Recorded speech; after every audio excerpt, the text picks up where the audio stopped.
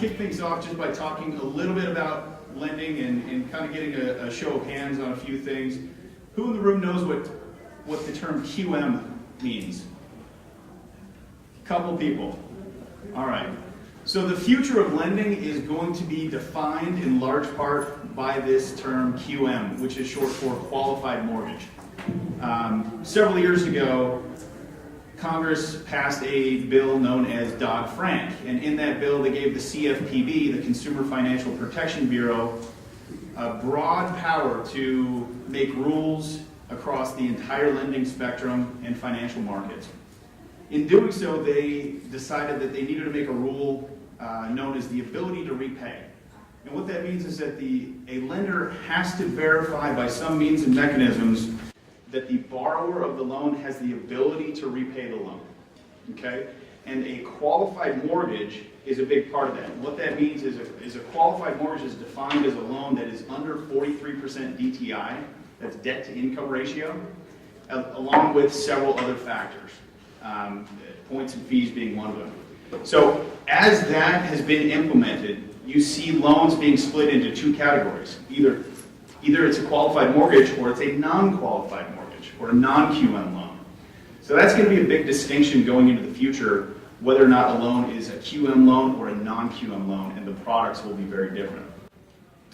A little background on another interesting thing coming up in lending is several weeks ago I was fortunate enough to be at the White House for FHA's 80th anniversary commencement. And there was a discussion about the overall demographic statistics in the market. And what was said was that 70% of white majority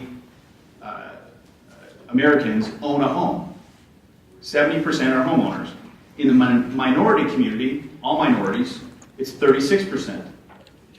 And then if you look at the demographic statistics through the next 3 decades, you'll notice that whites will go from 63% of the population to 47% of the population, and vice versa for minorities. So minorities will become the majority.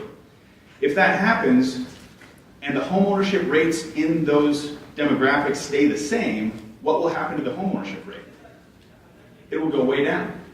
So as lenders, we're looking at various ways to combat that challenge.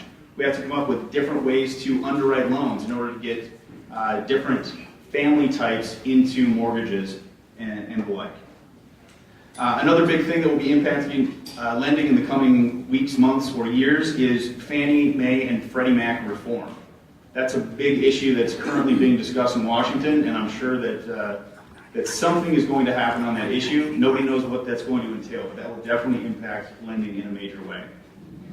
So giving you that little background as far as some of the major things that are going on in the lending industry, I want to introduce our panelists at this time. First, from New American Funding, Chris Garza. With more than 10 years of experience in the mortgage banking industry, Chris is an advocate for excellent service. He has extensive experience in builder and traditional resale. Through his involvement in the industry, he has successfully built and recruited some of the industry's most talented loan officers.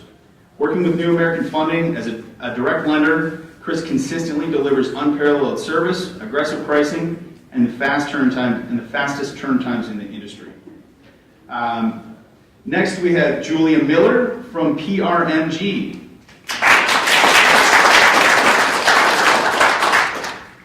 Julia is an accomplished and driven manager with 13 years of experience in team building, sales management, and successful origination.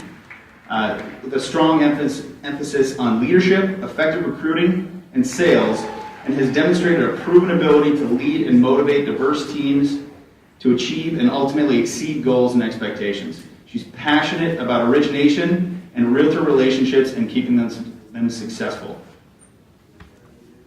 Next up, we have Sean Husley from Wells Fargo.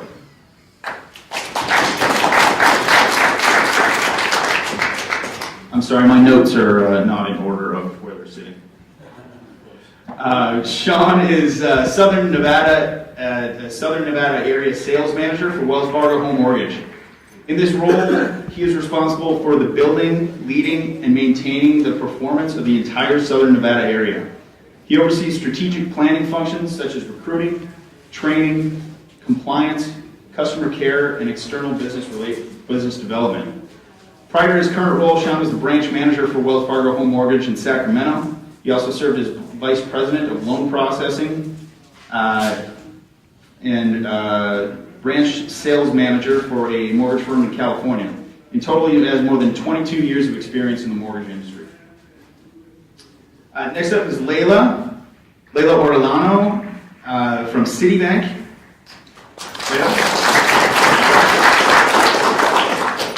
Laila has lived in Las Vegas for over 32 years, and she has been in lending since 1998, and in real estate market since 2001 as a loan originator, including 5 years as a realtor. Her main focus has been first-time homebuyers needing down payment assistance and closing cost assistance. She has participated with different nonprofits as an instructor for the first-time homebuyer classes as well. Her main goal is to help educate consumers about the mortgage process so that they feel confident with their purchase. And last but certainly not least, Mr. Nelson Ramos from Radian Mortgage Insurance. Nelson brings with him more than 20 years of prior experience in account management and relationship building, and will be focused solely on enhancing Radian's commitment to the Hispanic community. He brings a wealth of experience to his role, having served in every stage of the sales and customer support process. Throughout his career, Nelson has often been recognized as a leader, receiving numerous awards for his sales accomplishments, and he served on the board of directors for the Mortgage Bankers Association, New Jersey chapter, and was the president and founder of NAREP for the Tri-State chapter. All right, formalities out of the way. Let's dig into some questions to our panelists about what's going on in the lending market. Laila, I want to start with you. We talked on the phone prior to this about some of the interesting programs that you work with and what your role there with Citibank is. What community programs does Citibank offer for consumers? Primarily, we are involved with a really big group of nonprofits, most of the big ones. Our partners, neighborhood housing services, financial guidance, community services of Nevada. So multiple nonprofits here locally. So we participate in pretty much all of the different down payment programs that are available right now. But we also have some portfolio programs that we offer. For example, we have a program called Home Run, which is a conventional loan. It's a 3% conventional down payment. No mortgage. Some of the people in the back cannot hear you. Can you grab one of the mics? Can you hear me now? Yeah. Louder? Yeah, get as close as you can. Okay. One of the specific programs that Citibank has for what's considered a community lending program, it's a portfolio program that Citibank has. It's called Home Run. It's a 3% conventional loan with no mortgage insurance. This allows your consumer to buy a little bit more home.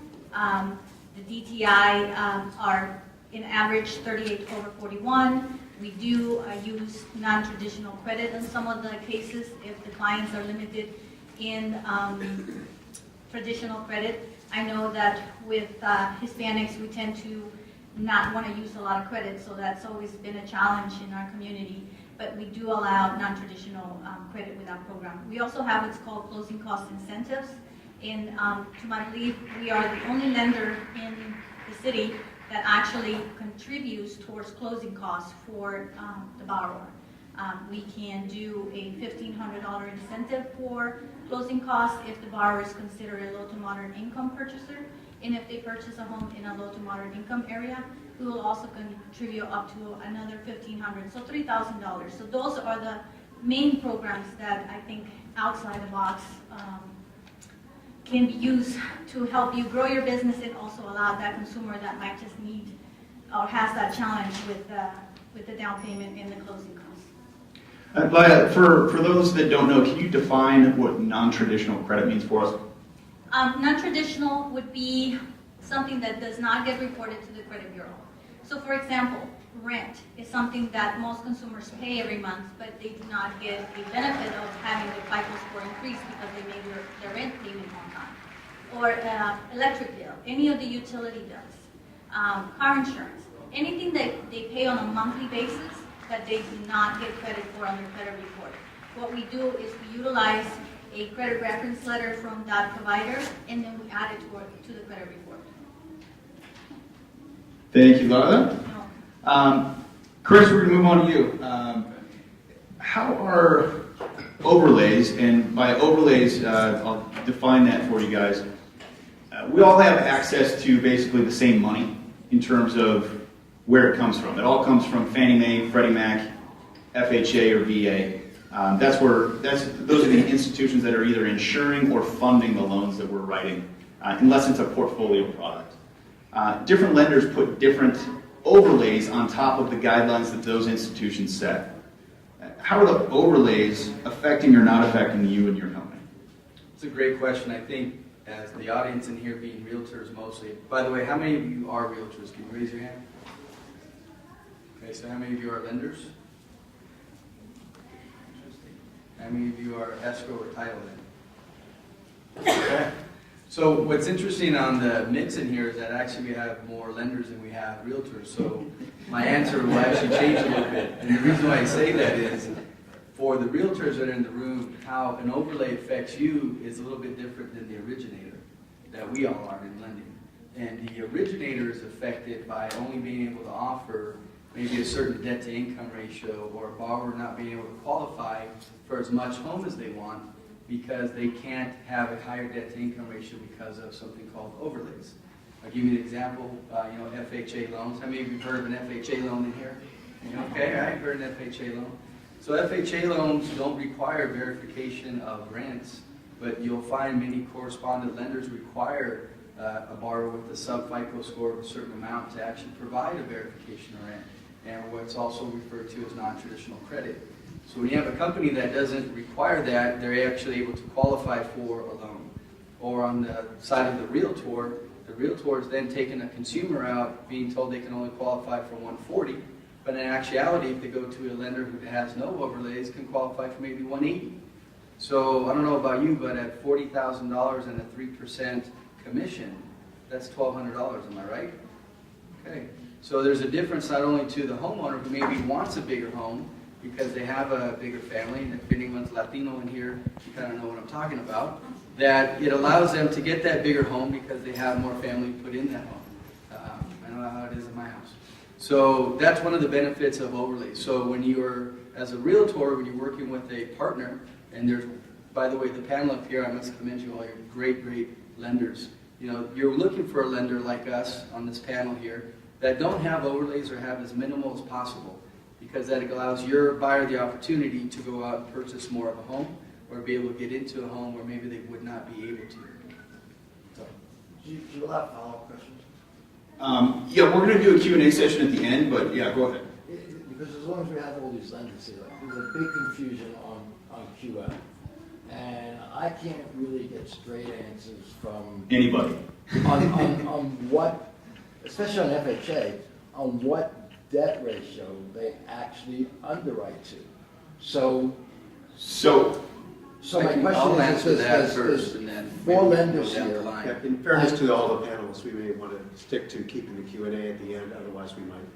Yeah, let's save that for the end. I will kind of touch on that. QM has an exemption to it that for the next 7 years, as long as it's approved by Fannie, Freddie, or FHA, by DU or LP, the automated pricing engines, it's considered QM regardless of the 43% DTI. So that's how that's not happening yet. But after that time period elapses, that would change. But I think the question might have related to that there are some companies not allowing. Yeah, my question Maximum really was DTI. that different companies seem to have different debt ratios, especially in FHA, Yep. that they cap that. Right. And all I wanted to know is from each one, what their cap rate is on DTI on FHA. You want to know that at the end, though? Yeah, I'll come back to that at the end for you, okay?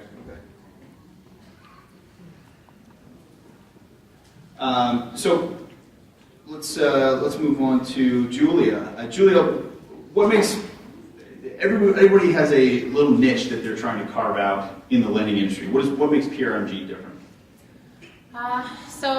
That's a good question, because being a direct lender, we've got a lot of competition in the valley. I think what's unique product and niche product that we have to help support some of our real estate relationships is our Investor Express product that we have. It's unique to my branch, which is pretty nice, but we can also help some of our competitors as well. And it really helps the investors in town that already currently own investment properties that want to retain their renters, but that they can cash out up to 75%, which allows the renter to stay, the owner to have a lower monthly payment. But the way that it's calculated is unique because it's not a typical conventional. The payment is calculated and the debt to income is calculated off of the property rental income. So we don't need personal or business income to qualify. So that's one of the unique niche products that we have. But what's unique to PRMG, and I can probably testify this to the rest of us, is we're originators, and our company was built by originators for originators, so we really know what it takes to close the loan, get it done quick, communicate, help the client throughout the process, and also inform the agent. But our Investor Express product is probably one of our biggest niche products that we have, on top of, and I'll talk about it later, our FHA portfolio when we get to the DTI. That's one of our unique products is the FHA portfolio, which we are the #1 FHA lender in the Santa Ana HOC, which is the Homeownership Center in Santa Ana. PRMG was named #1 lender for FHA funded loans. And so going forward, we want to keep that just because of where the government is going with lending. Thank you, Julia. I want to go down to Nelson for a minute, and Nelson brings a slightly unique perspective to the panel as not a direct originator, but representing the mortgage insurance industry, Radian, a fantastic company. Nelson, what percentage of your customers the last year had less than 20% down payment? Well, I'll answer that question, and I'm glad to be here, and the distinction that I'm the only one on the panel that is not a lender, but the only one on the panel that does business with every lender on the panel, and every lender likely in the audience. Radian, we service in excess of 1,400 lenders across the country.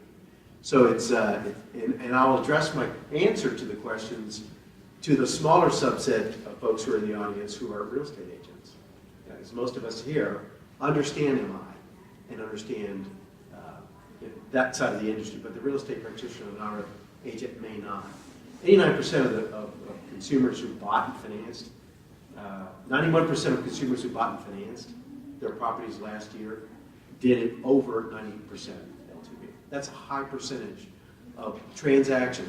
We're taking out the cash transactions from that. So financing, and by virtue of financing, the need for mortgage insurance is high. That's a high need it's at today. Thank you, Nelson. Sean from Wells Fargo. Everybody knows who Wells Fargo is, right? Yep. All right. Can you tell me about Wells Fargo's guidelines for a potential home buyer that may have had a foreclosure or short sale on their credit? Overlays, no. So no, we actually have a lot of programs for people that have had either a foreclosure or short sale, and to me, it's exciting because we offer. If you have an FHA consumer and they're going through the short sale process, as long as they settle and that short sale is cured at the time of settlement, they could actually enter right into another mortgage loan. A lot of realtors don't understand that concept, but you could literally have a buyer who may have overbought, need to short sell that property, they settle up with the lender, they are then immediately eligible to engage and take out a new FHA loan, provided that they can prove that it was an extenuating circumstance and the rest of their credit is clean. So that's the extreme case of coming out of that scenario. With FHA, they will allow somebody outside of 3 years, they would be eligible to again re-engage and enter into the market. Conventional their guidelines are a little bit different.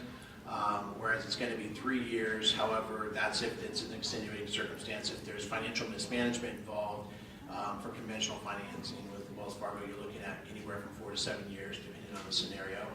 And for a foreclosure, it's similar.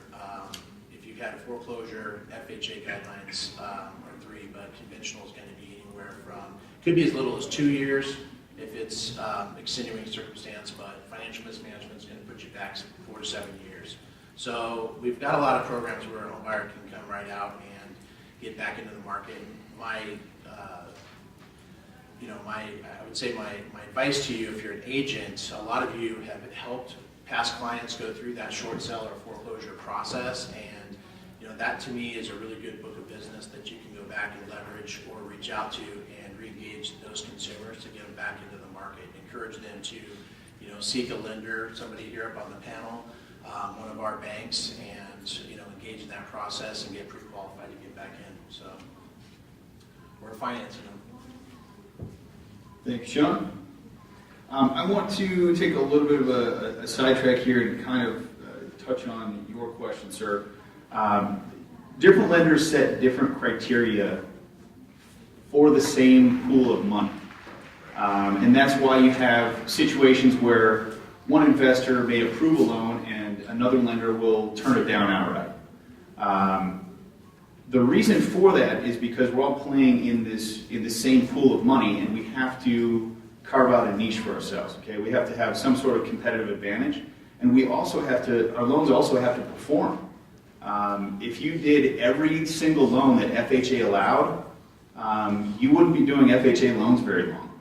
FHA has a concept called a compare ratio, and that means how does your loan portfolio of FHA funded loans compare to the industry average, both nationally and at the local level. So if you have an FHA compare ratio that is double the average nationally or in your area, FHA will cut you off like that. You can't write FHA loans anymore. So that is one aspect of why different lenders have different criteria. Would anybody care to elaborate on that, or? I'll take Yeah, the first part. It's interesting you bring up the comp ratio issue. On one hand, for those of us that are lenders in the room here, especially like most of us up on the panel, we're true direct lenders. So we're actually servicing all the loans we do. We don't sell them off to anybody. And the benefit of that is that we're not beholden to any correspondent or aggregator. Nothing against anybody up here that's an aggregator. The big guys on the table. We just have our own ways of doing things because we go directly off the 4155 guideline. And the comp ratio comes up. But here's where we as an industry, and I say we as an industry for the realtors involved and my companies involved, we need to fight and make sure that on one hand, FHA cannot be asking us to help the underserved. People with low FICO scores, the 580 down to up to 620-ish, that actually may have had some issues that still can lend, or we can lend to. And on the other hand, tell us, naughty for you to give them a loan, we're going to ding you. So it's something that I think as an industry that we look forward to going into the next years. We have to come together and tell HUD, hey, you can't tell us on one hand, go out and help all these low to moderate income buyers, but on the other hand, they slap our hands because if those same group default at a higher ratio, which traditionally they do, right? Then we're actually held to that comp ratio. So I think that as a company like New American Funding, that is Latina-owned by a Latina named Patty Arguella, and her focus is serving the underserved. So, in a group like we're at today with NARREP, and we're dealing with Hispanic home ownership, her feeling is, I want to lend to them. I want to lend to all of them. They're all worthy and we all need to help them out. We'll deal with the comp ratio later. And I think that's very important when you know that this is the same lady that fought HUD at Washington, D.C. to remove the comp ratio for streamlined refinances. It's actually because of her that no longer streamlined refinances are included in comp ratios. So she's very passionate about that. Having said that, again, when you look at DTIs, we're as aggressive as they come, 55, 56s, we've seen them all, 580 FICO scores with gift funds and no verifications of rent. We want them, we'll take them. So we want to help those borrowers get into good home ownership. Now remember, And every lender will tell you, the most important factor for that loan is, does the borrower have the ability to repay? And at the end of the day, that's our job as originators, that's your job as realtors in this room too, to make sure that we're putting buyers into good properties that they will be able to make the payment, that they have the ability to repay, so that we can start them off with their first generation of home ownership, and they can continue to increase and change the rest of their family because they purchased a home from one of you as a realtor and did a loan with us as an originator. That's important. Definitely. As I listened to Mr. I spent $50,000 in one spot and one day at Saks Fifth Avenue over there. One of the key things that he said is you have to help people. Okay? There are people, lots of people that you will come across in the industry, both as lenders and as realtors, that don't belong in homeownership. They're not ready for it. And it's our job to tell them that, honestly, and teach them the tools, teach them the path to get to a point where they can buy a home. It's not our job to find a way to shortcut the system and get them and put them in a position to fail. It's just not. That's not helping people, and in the long run, that's not how you will grow your business.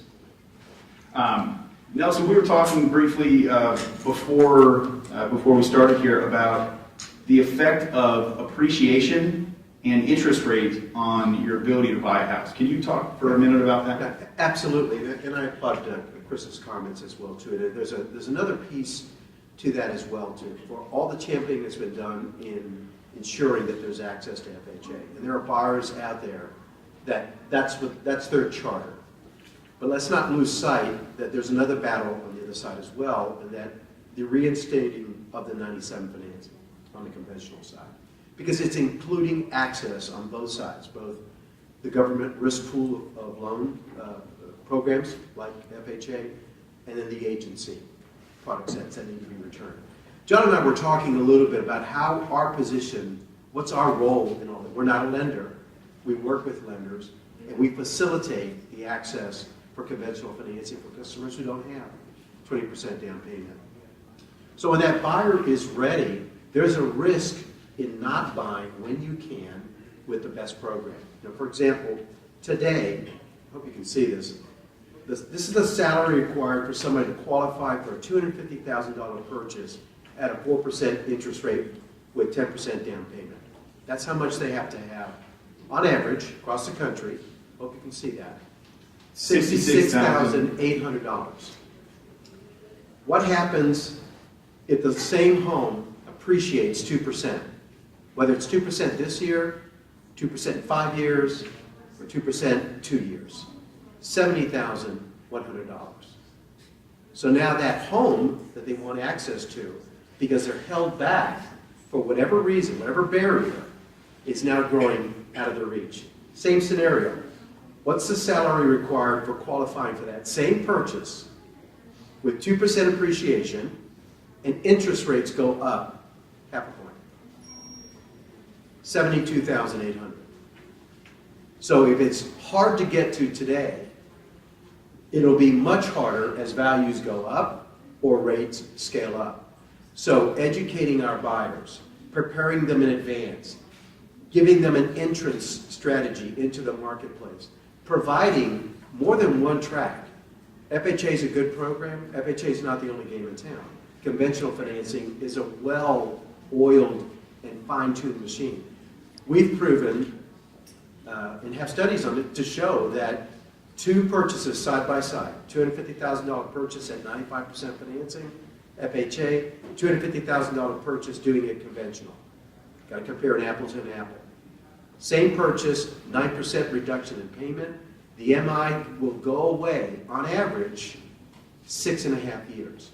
So your buyer is saving money, and the MI is cancelable. Many of the agents in the audience today are not aware that FHA's pricing went up and it's no longer cancelable. So those education pieces and working with the well-respected partners I have at this table in the audience, you can help your buyer accomplish the two things that they want. They want to save money, or they want to buy more, and they want both now, not later, because the risks are too great. Would you agree?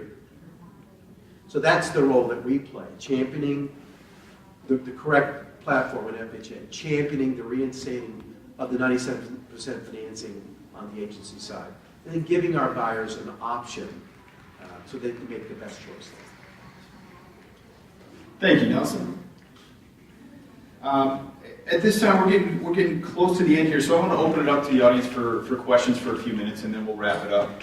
Did we have any questions? I'd still like to know. Sure. On FHA, what debt ratio each lender caps at? Based on. I can start. So yeah, the question in the front of the audience is based on FHA financing, I think was the question, or Yes. overall? FHA financing for what is the max debt to income ratio each of us as lenders will allow, because it can vary. So for a New American Funding, we allow the maximum financing or DTI allowed through the automated systems or through a manual underwriting. So if a borrower has a automated approval, which we ran through a system called DU or LP, and DU spits out, sorry, we use that term. It spits out, DU returns a approve eligible at a 55 or 56 debt to income ratio. At New American Funding, we will approve that loan FHA. On LP, the Freddie Mac version, we're also allowed to use, and it would say variant. So if for some reason DU liked a loan at a 44 FHA and LP liked it at a 50, well, we're okay, we're running through LP at the 50 or 55, whatever it is we would take. So that's one of the benefits. And then also through the manual underwriting system that FHA allows, and also conventional, so most lenders do know that you can do a conventional manually underwritten loan, meaning that Fannie or Freddie DULP has given a refer on that loan. We can actually underwrite that loan as a manual underwrite at New American Funding on a conventional. Of course, you can do them on VA and FHA as well. Julia, do you guys have overlays on DTI at PRMG? No, we do not. So it's pretty much the same as what Chris can offer and his team as well. And to clarify what DU and LP are, because we kind of split that out too, DU represents Fannie Mae and LP represents Freddie Mac. So Freddie's a little bit more lenient sometimes. They'll go a little bit higher, but yeah, we don't have any overlays as well. As long as we get Fannie and Freddie approval with an approved eligible at 55 or higher, then if we get that approved eligible, then obviously we'll go ahead and either do a manual underwrite or an underwrite. At Citibank, all of our FHA files are reviewed by an underwriter. We do use the same engines that they use for FHA, but all of our files are actually reviewed by an underwriter. So they do have discretion. My answer to you would be, it will depend on your client. It will depend on his credit. It will depend on his down payment. It will depend on his ability to repay.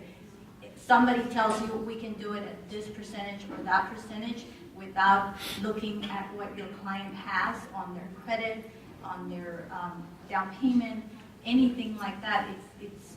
You're taking a general answer. You might bring a client and all of a sudden that 55 DTI turns into 41 is the max we can do for your client at this time because this, and this. And that's why you're probably getting different answers from every lender, because truly the real answer is it depends. It depends on the scenario per your client. That's a great point. Sean?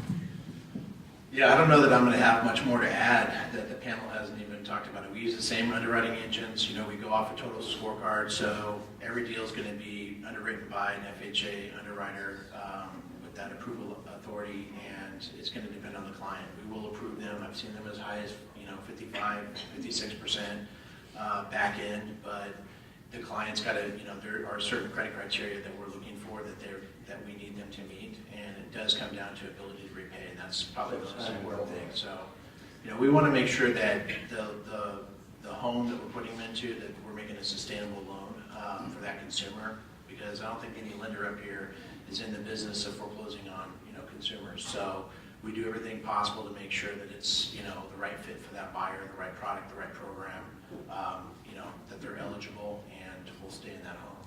So really no different than anybody else. I do want to just add just a comment, not to go tit for tat by any means, but we do have underwriters that review our files for FHA. We just run them through a system for a decision so that we can do that. But at New American Funding, and I would assume PRMG as well, we have DE underwriters who overlook and will sign off on all of those files. Well, and the reason why you have a system that you run them through is so that our loan officers that are out on the streets at point of sale, they can issue a commitment letter, and I'm sure it's the same for the other lenders here. They're not underwriters, they're not decision makers, so those systems look at a set of criteria and will, to Chris's point, spit out a decision for us, and from that we're able to issue a letter. It's then the job of the originator to work with the consumer, to work with the realtor, to package the deal, to be able to meet all the verifications that are required to get that loan approved, and ultimately it will be looked at by an underwriter. And I know that, I'm not saying this doesn't happen, but there are times where a consumer will submit their verification, will come in, and an underwriter will look at it, and it doesn't meet the qualifications. The decision engine is, it's just a computer. It's just going through a number of variables, and spitting out an approval. But it does take a manual underwriter or, a human to make that decision in those gray areas that you can't see, off a credit report. So, Absolutely. I'll give you an example right before I get to there, Nelson, of a situation where you could get an approval on an automated system and an underwriter tell you no. right. The automated underwriting system is going to look at the credit history largely as a score.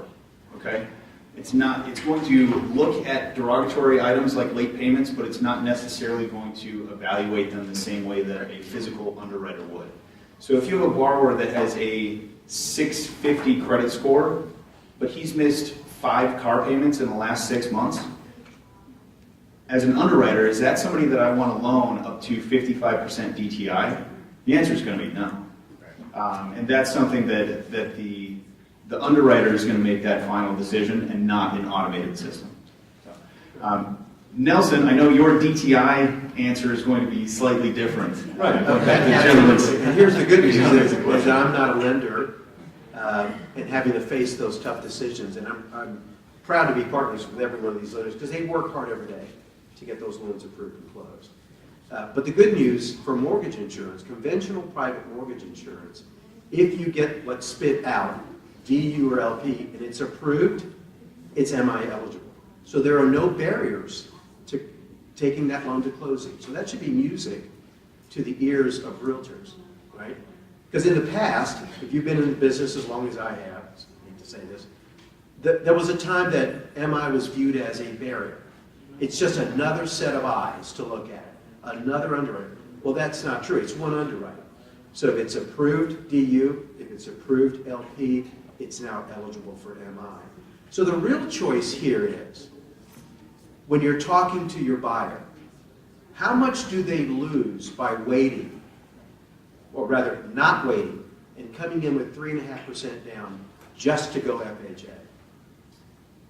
You saw the numbers.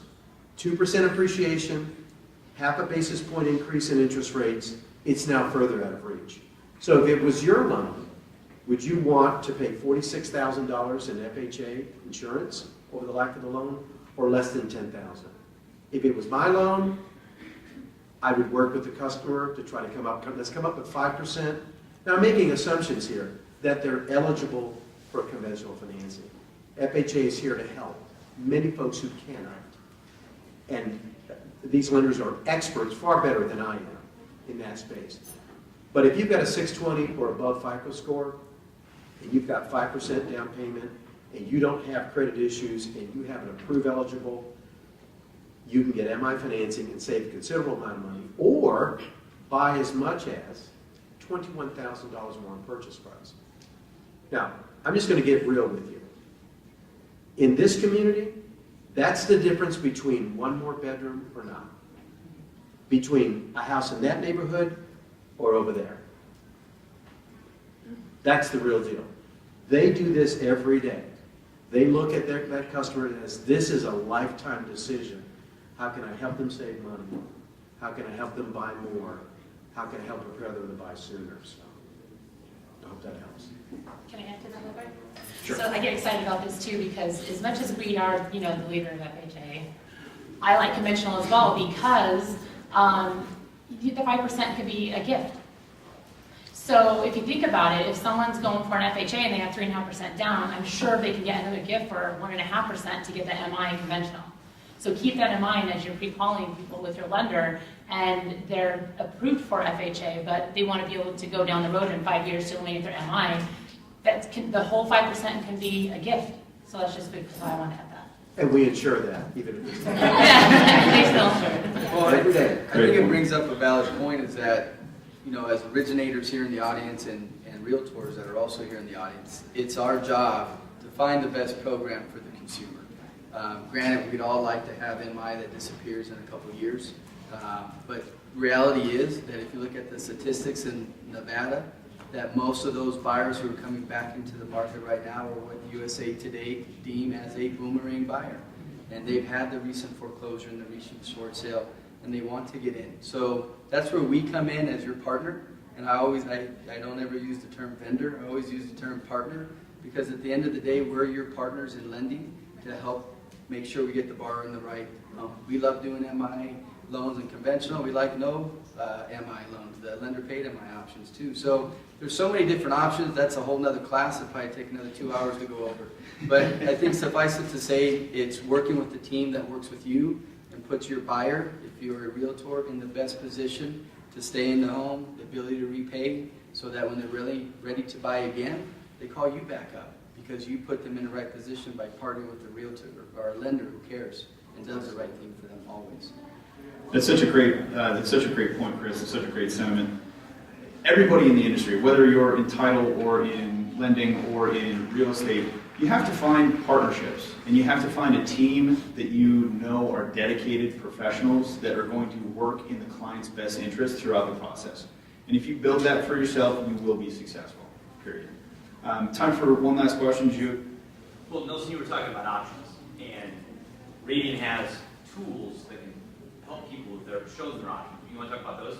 Yeah, absolutely. Those tools are available to you as a real estate professional or as a mortgage originator in calculating, looking at that comparison and quickly determining how much can they qualify for on a conventional basis, compare it against an FHA price point, and it's all on our website. It's very, very user-friendly. I've spoken with many of the lenders in the audience today, and they've all commented just how easy that tool is. We're working hard to make it available through our lenders, direct to the consumers as well. I just wanted to add one more point. I know the topic is the future of lending.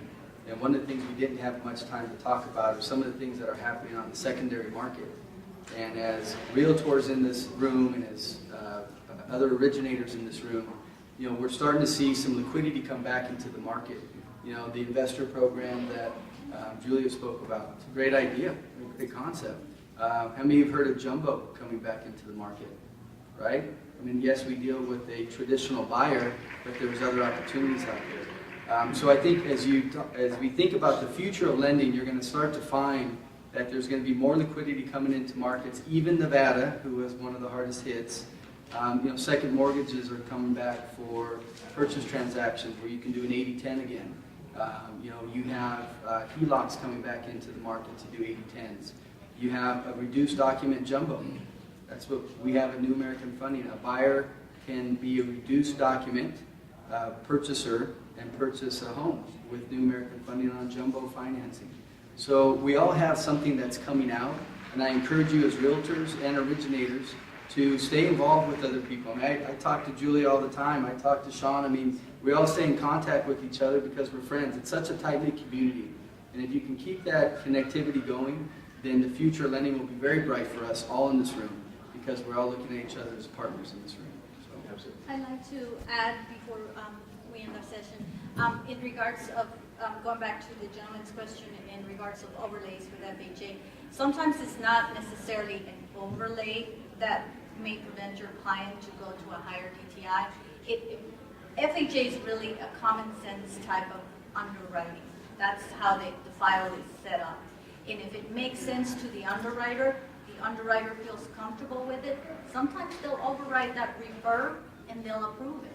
So it really, really comes down to getting your file prepared, making sure that your loan originator is aware of what things can go wrong so that you can prepare your client, because that sometimes can save a deal. If somebody tells you, you might need this, and then later down the road, there you go, you need that. Your borrower won't be upset that now this is required.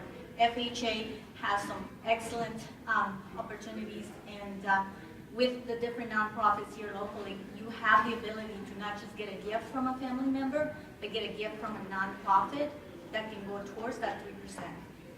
Citibank does have a program that will allow your clients to get a 3% grant, which means your buyer can buy with 0.5% down. And we have closing cost incentives, which means your client can get assistance for their closing costs. So there's a lot out there, and anything that we couldn't do last month, if you keep checking with all of us, you'll see that in the next 60 to 90 days, or maybe a year, you'll be able to get that program done. Because a year ago, having an investor program or having a reduced document was unheard of. And now it's here. So thank you very much for coming here, investing the time to get educated. I was in your shoes. I worked as a real estate agent for 5 years. My commitment to you is there because I know what it is to wait for that commission check.